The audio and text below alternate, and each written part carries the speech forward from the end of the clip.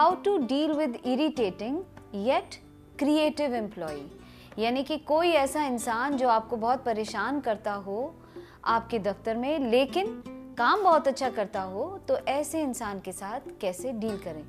दोस्तों, परेशानी ऑफिस में कई तरह से लोग दे सकते हैं। हो सकता है वो आपकी बात ना माने, जिद्दी हो सकता है काम बिल्कुल ना करते हो सकता है मिस्टर नो इट ऑल हो, मुझे सब कुछ पता है, हो सकता है कि आपकी बातें यहाँ से वहाँ पहुँचाते हों।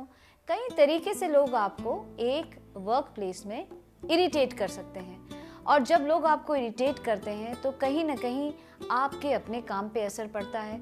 आपकी सारी की सारी एनर्जी उसी तरफ खिंचती चली जाती है कि इस इंसान को मैं कैसे डील करूं, और आपके खुद के काम पे बहुत ज़्यादा असर पड़ने लगता है। तो ऐसी सिचुएशन में अगर कोई इंसान आपके साथ इस तरीके से बिहेव कर रहा है तो आपका क्या फर्ज बनता है इसमें। सबसे पहले तो आप ये मानिए कि इरिटेशन लोग करते क्यों हैं, या आपको इरिटेट लोग करते क्यों हैं। इसके पीछे दो ही वजह हो सकती है दोस्तों। या तो वो निग्लेक्टेड फील कर रहे हैं या वो आपकी अटेंशन चाहते हैं, और ये दोनों हालात जब उनको कहीं ना कहीं नहीं दिखाई देते या अपनी मनमर्जी उनकी इस हालात में नहीं चलती, तो वो कोई ना कोई ऐसा तरीका खोजने की कोशिश करते हैं कि लोगों की अटेंशन उनकी तरफ जाए, और फिर ये बिहेवियर की प्रॉब्लम्स जो हैं वो आनी शुरू हो जाती हैं। तो ऐसे में आप क्या कर सकते हैं। आप पहले तो सोचिए कि ये इंसान ऐसे बिहेव क्यों कर रहा है, तह तक पहुंचिए प्रॉब्लम की। ऐसी क्या बात है जिसकी वजह से इस इंसान का बिहेवियर इतना इरिटेटिंग हो गया है। क्या घर में उसके हालात ठीक हैं, क्या ऑफिस में वो बहुत ज़्यादा लो सेल्फ एस्टीम फील कर रहा है, बहुत पीछे फील कर रहा है, क्या उसे ऐसा लगता है कि जितना वो कर रहा है उसे उसकी वापसी नहीं मिल रही, और वो सब चीज़ें उसे नहीं मिल रही तभी वो ये तरीके खोज रहा है कि दूसरे को भी आगे ना बढ़ने दे, इरिटेट करता रहे। तो ऐसे में अगर ऐसी सिचुएशन है तो पहले तो उस प्रॉब्लम को जड़ से ख़त्म करने की कोशिश कीजिए। आप सबसे पहली चीज़ क्या कर सकते हैं, ओपन कम्युनिकेशन, खुली बातचीत कीजिए। दोस्तों, ज़िंदगी की कोई ऐसी लड़ाई नहीं जो आमने सामने बैठकर बातचीत के साथ दूर ना की जा सके। कोई आपको बहुत इरिटेट कर रहा है, आप उसको बुलाइए, उसके सामने बिठाइए और उससे पूछने की कोशिश कीजिए कि ऐसी क्या बात है जो उसका बिहेवियर आपकी तरफ ऐसा है। जब आप खुल के किसी से बात करेंगे तो एक की दो, दो की चार बातें निकलती चली जाएंगी, और कहीं शायद आपको ऐसा न लगे कि गलती आपकी ही थी, और अगर गलती उसकी थी तो आप उसकी किस तरीके से मदद कर सकते हैं इसके बारे में सोचिए। दूसरी चीज़, अटेंशन वो चाहते हैं, तो अटेंशन सबसे ज़्यादा आप कैसे दे सकते हैं। अटेंशन आप दे सकते हैं उनको अप्रिशिएट करके, उनको कॉम्प्लीमेंट करके।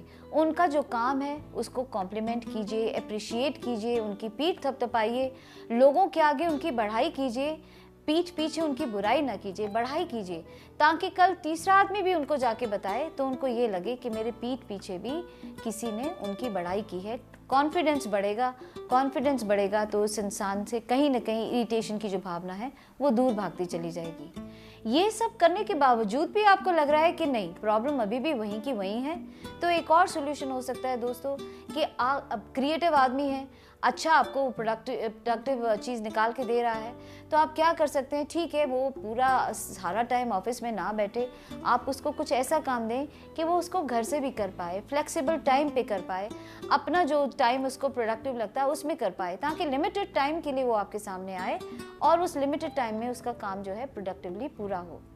और सबसे बड़ी बात दोस्तों, आप एक ऐसी चीज़ कर सकते हैं जो कि एक बार एक पंडित जी ने भी की थी। क्या हुआ कि एक बार एक पंडित जी थे, पंडित जी जब घूम रहे थे तो घूमते घूमते उनको समुद्र के किनारे पे एक जादुई दिया मिला।